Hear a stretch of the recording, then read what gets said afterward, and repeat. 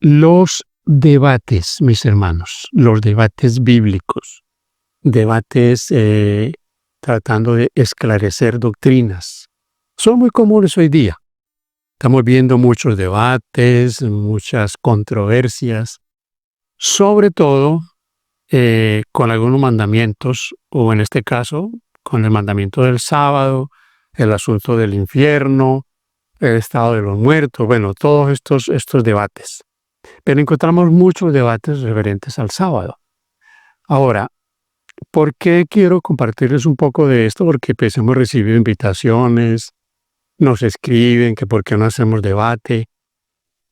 Saben ustedes, mis hermanos, nos hemos visto de pronto como tentado, ¿no? Tentado a hacer un debate con alguien, pero cuando uno ve algunos detalles en estos debates, como que eso no está del todo, pues, bien.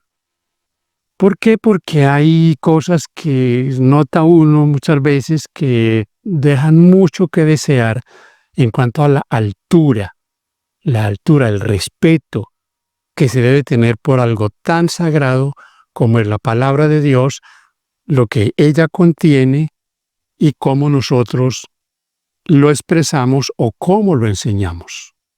Cuando vemos burlas, risas, comúnmente tratando de ridiculizar al otro y hacerlo ver como un ignorante, o se usan ese tipo de palabras, usted es un ignorante, o ya lo derroté, o ya, se nota como un ambiente de que hay que ganar.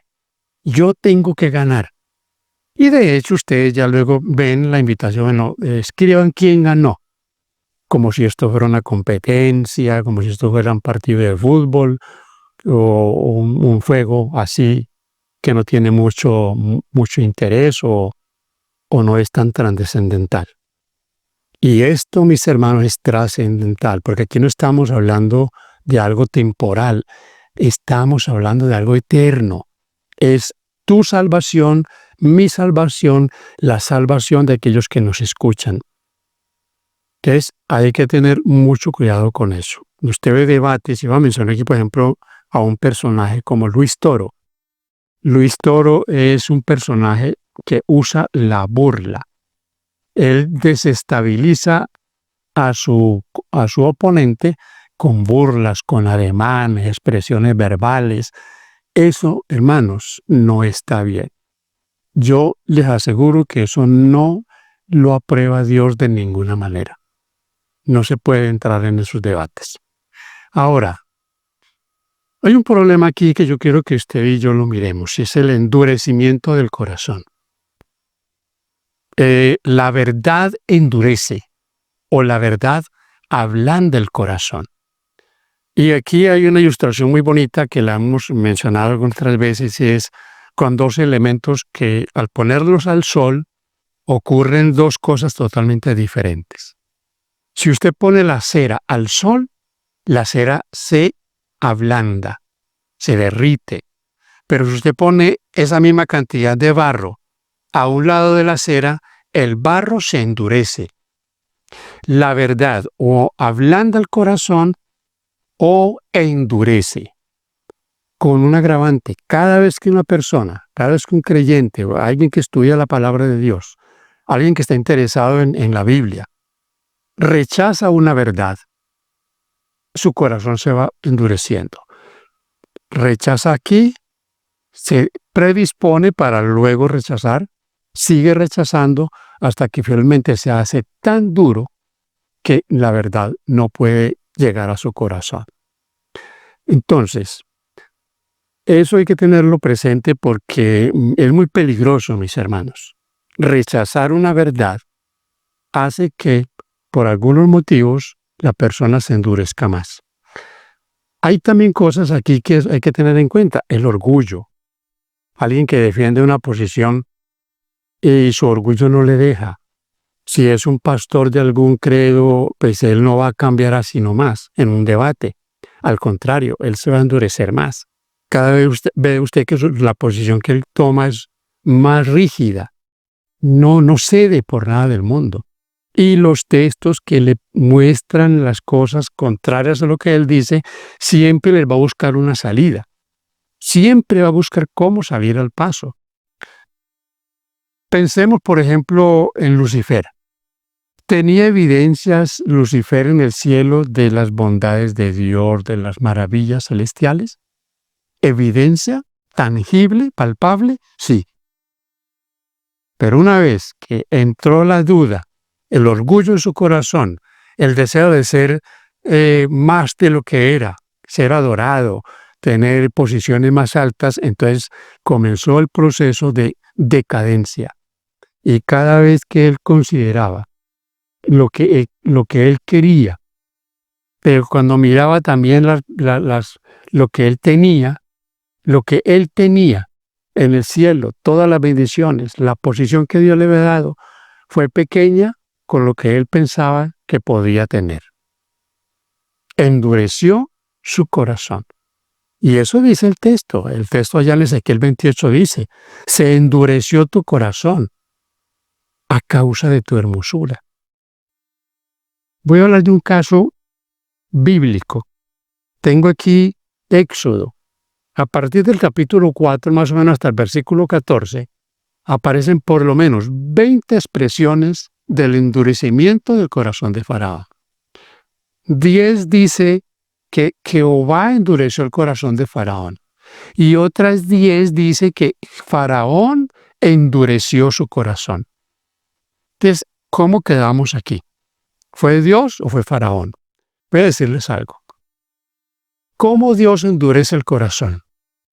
Cuando dice el texto bíblico ahí en Éxodo, y Jehová endureció el corazón, o dice Dios, yo endureceré el corazón de Faraón. ¿Cómo Dios endureció el corazón de Faraón? Esa es la pregunta.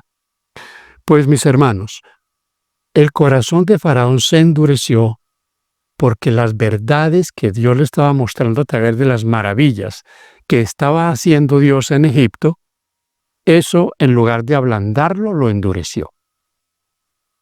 En otras palabras, la evidencia que Dios le daba, que Él era el verdadero Dios, y no toda la gama de dioses que tenían en Egipto, Faraón, en lugar de ceder a esa verdad, se endureció contra ella.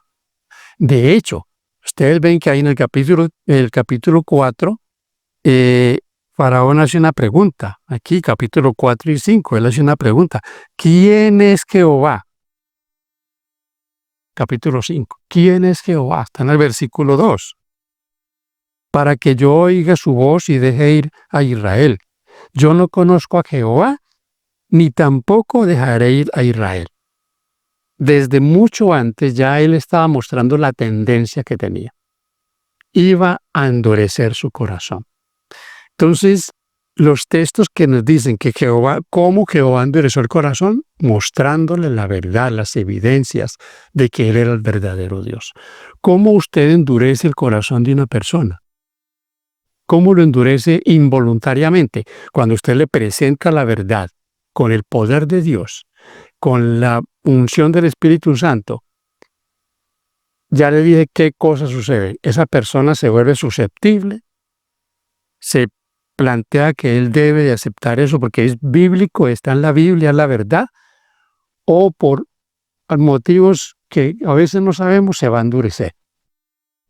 Faraón, cada vez que rechazaba esa verdad, cada vez que él decía, bueno, sí, oren por mí para que Dios me quite esta plaga, y luego volvió otra vez a su estado natural de endurecimiento, cada vez se iba haciendo más duro, más duro, más duro.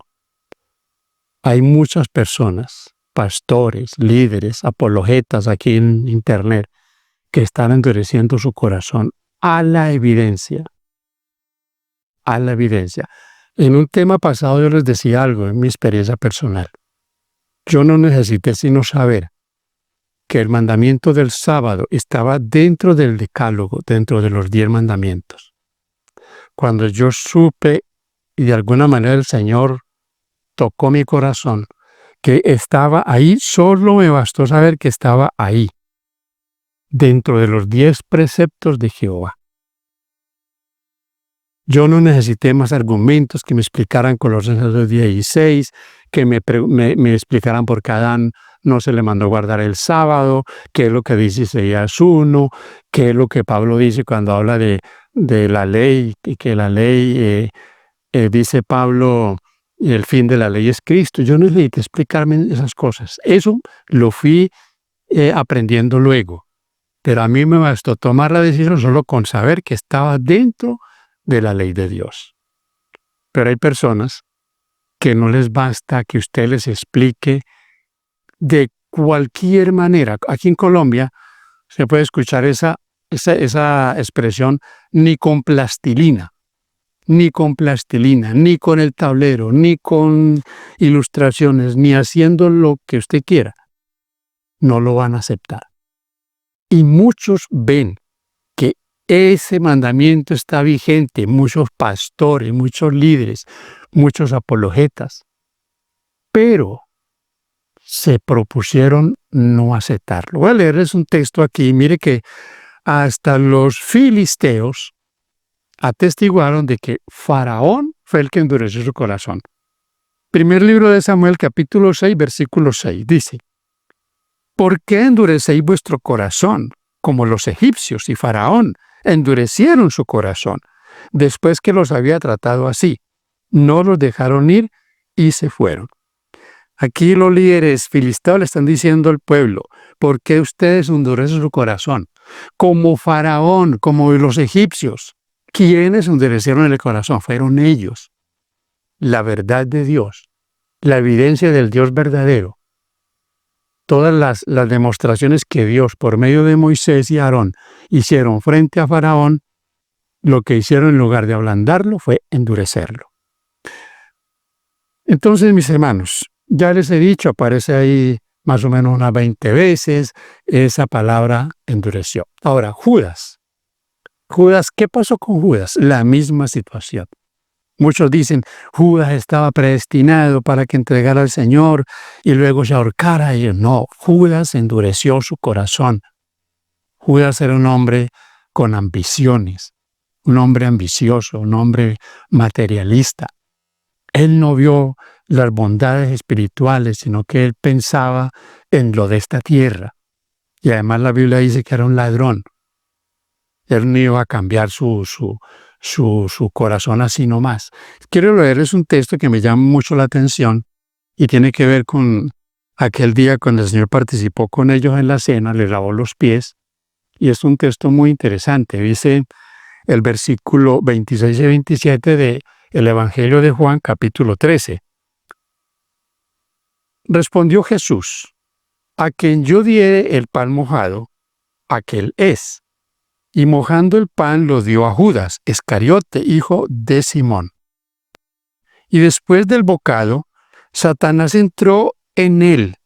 Entonces Jesús le dijo: lo que vas a hacer, hazlo más pronto. Me llama la atención aquí cómo dice que después que tomó el bocado, Satanás entró en él. Esto se da para que usted lo interprete, piense cuando alguien participa de la cena indignamente cometiendo pecados abiertos en rebelión contra la ley de Dios. Estoy hablando de todos mis hermanos adventistas cuando participamos de la cena, cuando comemos el pan y tomamos el vino, y lo hacemos indignamente, porque es que me llama la atención que dice que cuando él tomó el bocado, Satanás entró en él. Cuando nosotros hacemos las cosas sin respeto, cuando no le enseñamos a los niños a ser respetuosos, a que ellos entiendan que esos son símbolos que tienen un significado muy profundo, que no es ir a comer un pan y tomar un vino porque pues qué bueno, no, que es algo que tiene significado muy, muy valioso para un creyente. Y cuando un cristiano, en abierta rebelión contra Dios, en adulterio, en fornicaciones, en robo, en tantas cosas, participa de la cena como si eso fuera, pues, o para que lo vean o alguien no diga, ¿y por qué no participó este? Tenga cuidado, porque miren lo que pasó ahí con Judas. El texto dice: una vez que él tomó el bocado, Satanás entró en él. Mis hermanos, Para muchos no es suficiente que la Biblia lo diga, no es suficiente. Tienen que tener más evidencias, la Biblia es clara en muchos temas, pero el que no quiere entender no va a entender. En pocas palabras, el que endurece su corazón no va a ceder.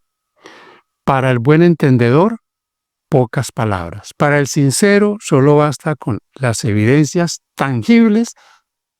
Todo lo de la periferia, él lo va a ir manejando, lo va a ir, como se dice, lo va a ir digiriendo, de tal manera que no le va a llevar a tomar decisiones equivocadas. La Biblia, mis hermanos, es un compendio muy claro de la voluntad de Dios para nosotros. Es la obediencia a la palabra de Dios.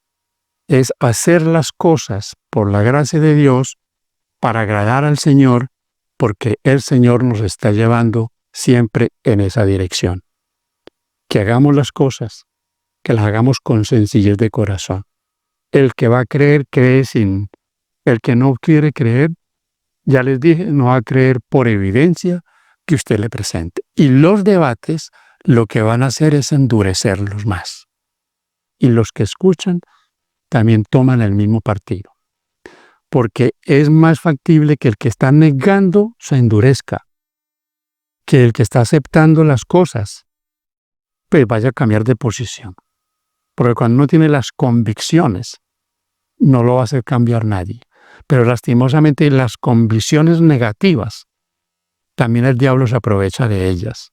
Si el Espíritu Santo nos convence y nos hace fuertes en lo que hemos creído, pues Satanás también tiene forma de cómo hacer que los que le están siguiendo a él no cambien de parecer. Porque o nos ponemos del lado del Señor o nos ponemos del lado de Satanás. Que Dios te bendiga. Espero que estas reflexiones nos ayuden a entender que hay cosas que tenemos que ser muy cuidadosos. No endurezcamos nuestro corazón. Seamos sensibles. Es la palabra de Dios. Y si hay evidencias de que las cosas son como Dios lo ha mandado, pues no le pongamos a eso palos a la rueda. Aceptemos esa verdad, que es una bendición para nosotros. Que Dios te bendiga.